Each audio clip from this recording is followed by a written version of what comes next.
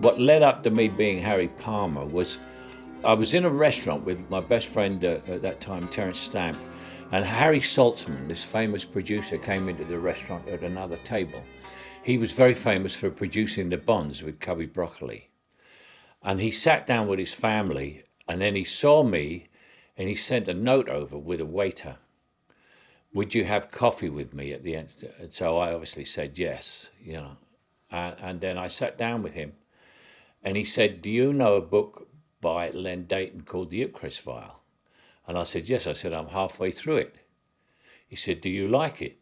I said, yeah, it's just great. He said, would you like to play the lead in it? Because there was no name. It didn't have a name. And I said, yeah, that would be great. He said, would you like a 7-year contract? I said, yeah, that would be great. Is this a promotion, sir? He said, well, he said, I've just seen you in Zulu, in which I play a very, very aristocratic officer, the complete opposite of Harry Palmer. And I said, you saw Zulu and you thought of me for the lead spy in the Ipcress File? He said, yes. He said, I just think you'd be good in it. You know, I think you're right for that. He said, and I like your real accent, the way I speak. Now, he said, use that. And that was it. And then I met him the next day, and we had a very posh lunch at Les Ambassadeurs. And I was quite impoverished. I'd made Zulu, but I got paid £4,000 for Zulu, and I was sort of broke at the end of it.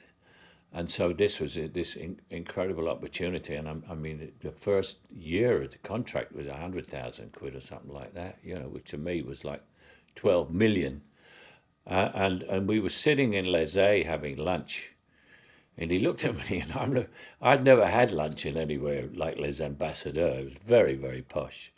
And we were eating caviar, and he just looked at me and he smiled. He said, I wonder what the rich people are doing today. And that started us off on a wonderful relationship. And then, of course, we had to figure out a name for him. And he said, well, he's a spy. He's sort of dull and boring. We've got to think of a boring name. And I said, Harry. Oh, I said, I'm sorry, Harry, because his name is Harry Saltzman. I'm sorry, Harry, I didn't mean that. He said, that's all right. My real name's Herschel. So we decided on Harry. And then he said, think of someone really boring you knew. And I remember I was at school with a boy called Palmer, who was the most boring boy I ever met in school. So I said, well, this guy was named Palmer. He said, that's it, we'll call him Harry Palmer. We decided we wanted him to be the antithesis of Bond. It obviously wasn't any competition for the Bond. It wasn't another great suave spy. It was more like a real spy, an ordinary guy who you wouldn't look at twice in the street. You know, that was that kind of thing. And so we gave him some glasses, because I wore glasses naturally, so I knew how to use glasses. I took them off and put them on very easily. But what worked for me is the minute I took the glasses off, I wasn't Harry Palmer, because I saw Sean having a difficulty trying to get away from James Bond. And I thought, well, the minute I take these off, it's not Harry Palmer, which proved correct. Is that my B107, sir? As if you didn't know. And it makes awful reading, Palmer. You just love the army, don't you? Oh, yes, sir. I just love the army, sir. I loved the character because he was insolent, you know. I liked that. I was a soldier in the army. I was a private, you know, and I was always known as what officers called a barrack room lawyer. I knew all the regulations. I had ideas above my station, which of course continued right the way through my life. And Harry definitely had ideas above his station. Any more money?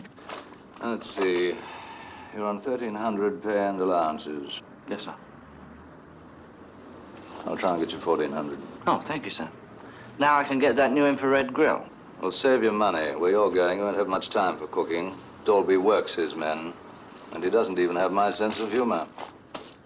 Yes, sir. I will miss that, sir. But it wasn't all sort of beer and skittles. I mean, the first day of shooting, I was on my way, and the driver said to me, he said, are you in this film? Ipcress File? I said, yes, I am. He said, I've read it. Biggest load of crap I've ever read in my life. And then when we got there, Sidney Furie, the director, he said, I'll show you what I think of this script. And he said to me, have you got any matches? I smoked them. And I gave him the matches, and he burnt the script on the floor of the studio in Pinewood. And that was the start of my my big time movie career. Nobody liked the script. This was my big starring moment. I liked the script. I thought it was great. Good morning, sir. The butler you asked for is upstairs waiting to be interviewed. You just go through the door, along the passage, and up the stairs. Got it? Yes, thank you. Do you mind waiting? Sir? Harry Saltzman, he was a very close friend of mine, but boy, some of the things he did to other people. He was a rough guy. I mean, he was always great with me because we were close personal friends. But I used to see it and I used to say, Harry, for Christ's sake, lighten up a little bit. Don't lean on people so heavily. He said, did I do it lean? I said, did you lean on him heavily? The guy was almost having a nervous breakdown when he left here. I remember once we were filming at Notting Hill in Lionel Blair's flat, I think it was, in that skyscraper thing. And then Sid had a row with Harry Saltzman. Sid Furie, the director, had a row with Harry Saltzman, the producer. And he started to cry and he ran off the set. And he got on a number 12 bus. And Harry and I chased him in a Phantom Rolls Royce all the way down Bayswater Road.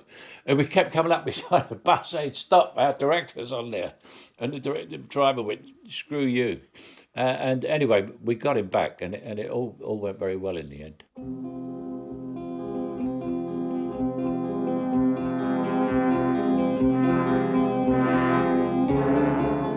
I said to Sid once, I was coming up some stairs to go in the door, and the camera was on the next landing up. And I said, what's up there? Why is it up there? Is there someone up there going to jump? He said, no, but I want people to think there is. He filmed the whole movie as though someone else was watching it. And that was the idea. When they saw the first rushes, he said, he's wearing glasses. Is he short-sighted? Does he have to wear glasses? He said, well, no, that's part of the character. He said, well, there's never been a leading man since Harold Lloyd who had glasses, and he was a comedian. And then they saw the rushes where I cooked a meal for the woman. And they went, everybody would say he's a fag. I mean, cooking. I mean, this is a fag. I mean, John Wayne wouldn't cook anything for anybody. It looks like a faggot cooking. And these guys are saying letters like that, saying, cut the sequence where he's cooking.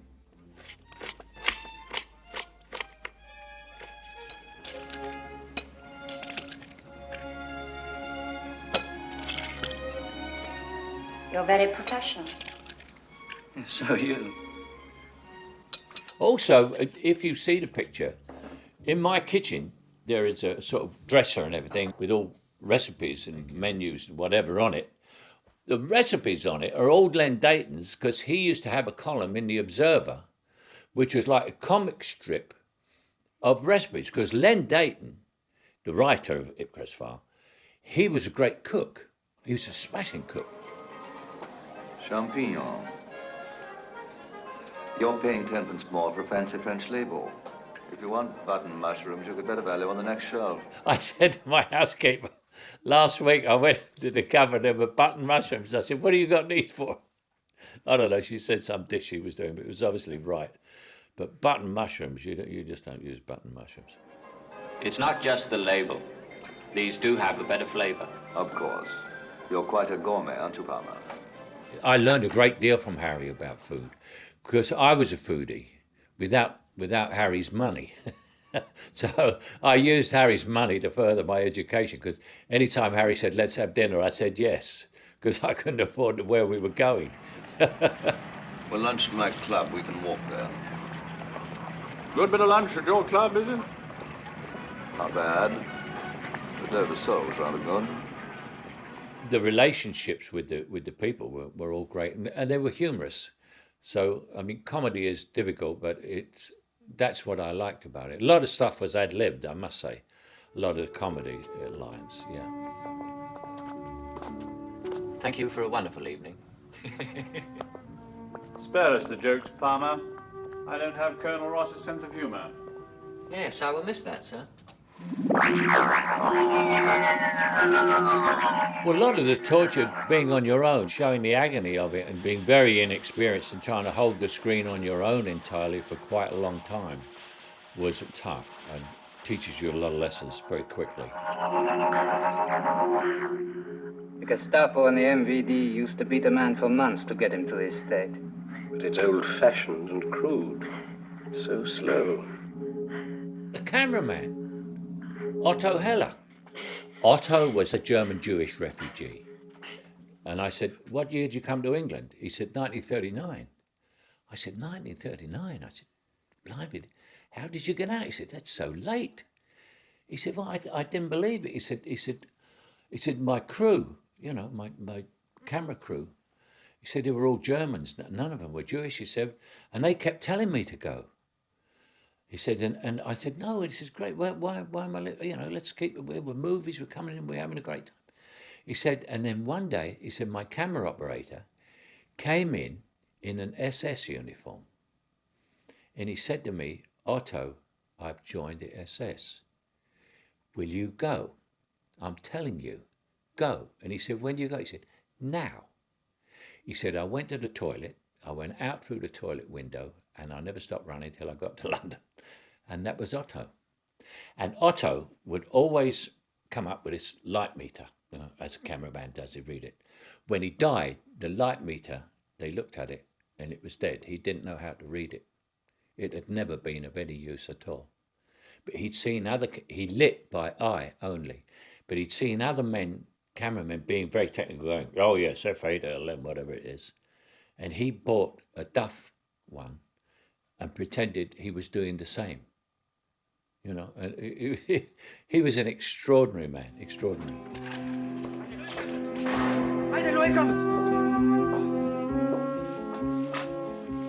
We were very fortunate to get John Barry. If you think in terms of great movies, you've never seen a great movie with Duff music. Every great movie had great music. What John added to the atmosphere was quite extraordinary. I mean, he helped us with the plot line, adding Central European music into a tricked cell sequence, which wasn't in a foreign country at all. It's part of the plot, you know. I saw Dr. No with Harry and Cubby with no music on, and they were both suicidal, I promise you. It was the music does so much for a movie, I cannot tell you.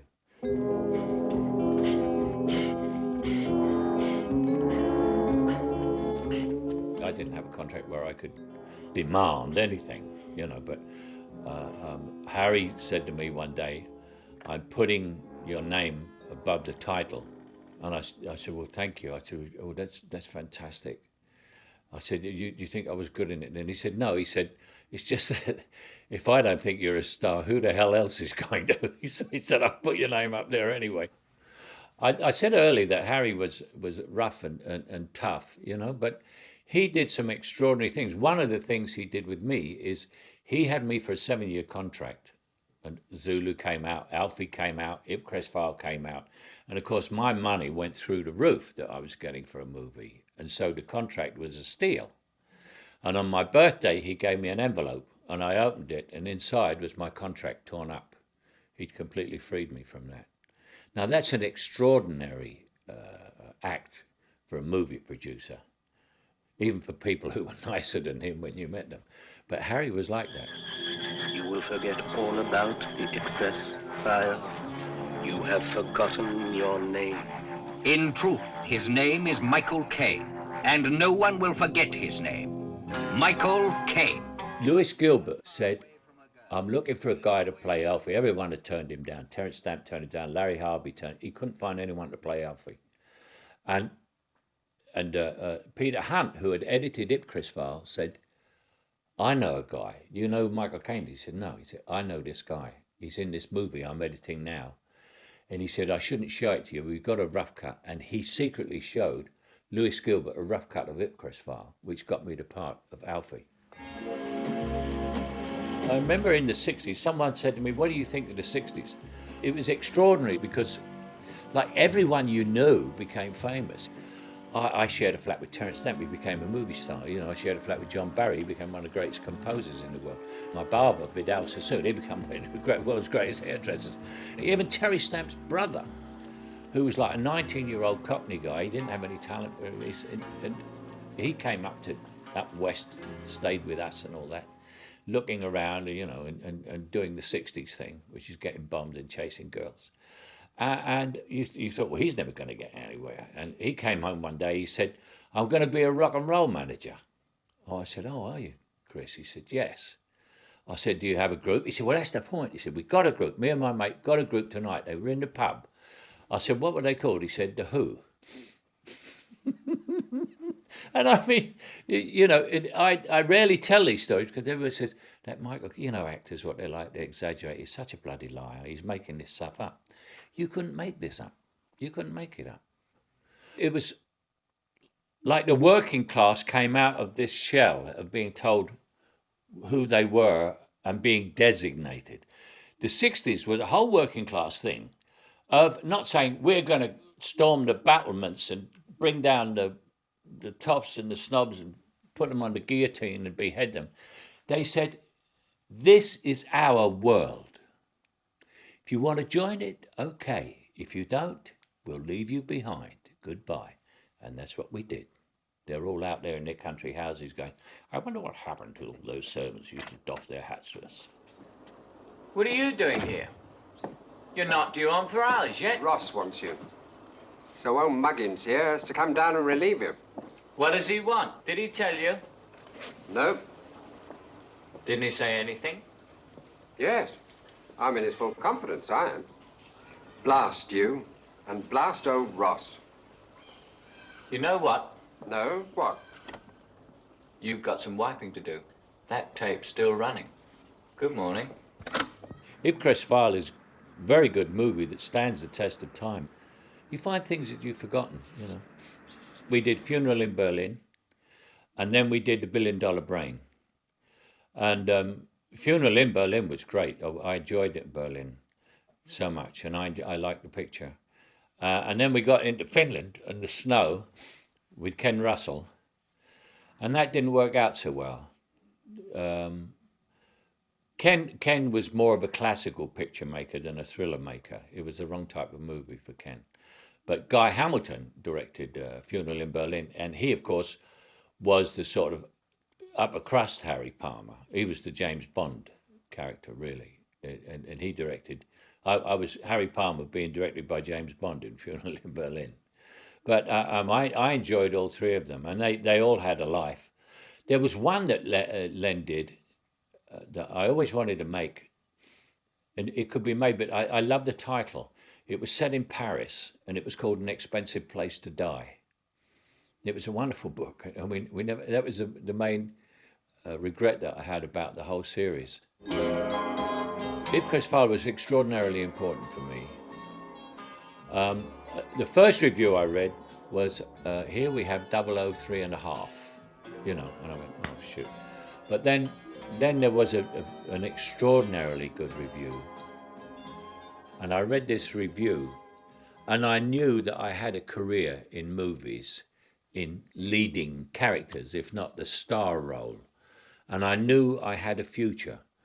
And I was 31, and for the first time in my life, I knew I had a future in this business after being an actor for 11 years, you know? And I remember I started to cry, and I crumbled up the review, and I threw it out the window as a sort of thing of, I'm on my way from this now. And I never ever looked back.